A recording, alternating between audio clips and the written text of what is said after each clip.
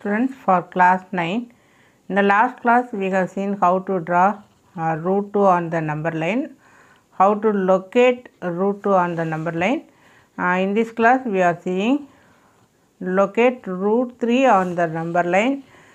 அதை அப்படியே கண்டினியூ பண்ணி exercise 1.2ல we are show how root 5 can be represented on the number line. ஆக்சுவலாக இந்த மாதிரி தான் வரப்போகுது. இங்கே ஆல்ரெடி இங்கே ரூட் 2 இருக்குது. we draw perpendicular. இது வந்து P1 P2. so draw perpendicular and cut intersect one unit. Then according to the Pythagoras theorem, this is adjacent side, this is opposite side. so root 2 squared plus 1 squared. So now we draw the perpendicular. So in the point P1 la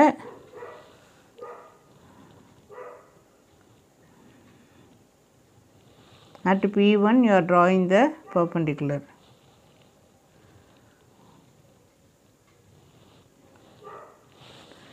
So inga point mark பண்ணிக்க 90 degree. இங்கே point இங்கே இருக்குது. நான் just இதோட stop பண்ணிட்டேன். now take 1 centimeter. you are taking 1 unit. so now take 1 centimeter.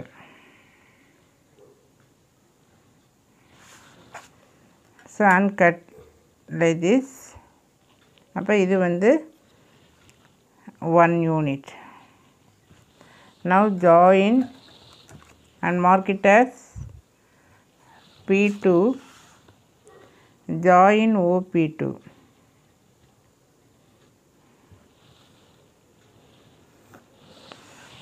join OP2. இதை measure பண்ணி பார்த்தீங்கன்னா இது வந்து we are using the Pythagoras theorem. this is adjacent side squared, then this is opposite side squared, root of this. ரூட்டுக்குள்ளே square வரப்போ வெறும் 2. so 2 plus 1, so root of 3. so இங்கே இது வந்து root of 3. 0.732 கரெக்டாக இருக்குது. இந்த இடத்துல இது எடுத்துக்க. இது 1, இது 2. ஸோ இந்த இடத்துல இது 0.5, தென் 6 7. ஸோ இந்த பாயிண்ட் வந்து 1.732. ஒரு அப்ராக்சிமேட்டாக தான் நம்ம வந்து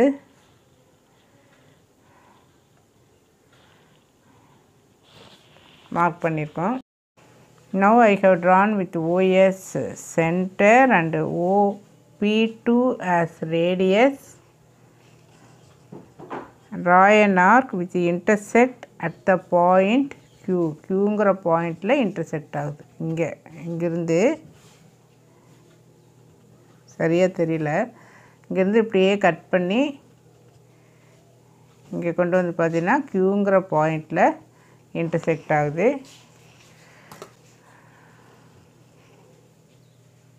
ஸோ இந்த பிங்க் கலரில் மார்க் பண்ணியிருக்கு. இது ஆல்ரெடி ரூட் 2க்கு இது மார்க் பண்ணுது.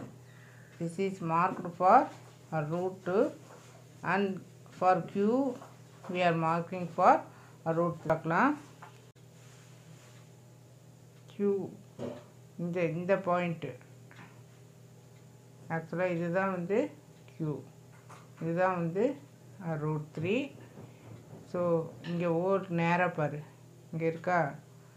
தென் இதுக்கு நேராக பாரு 1 1.5 6 7.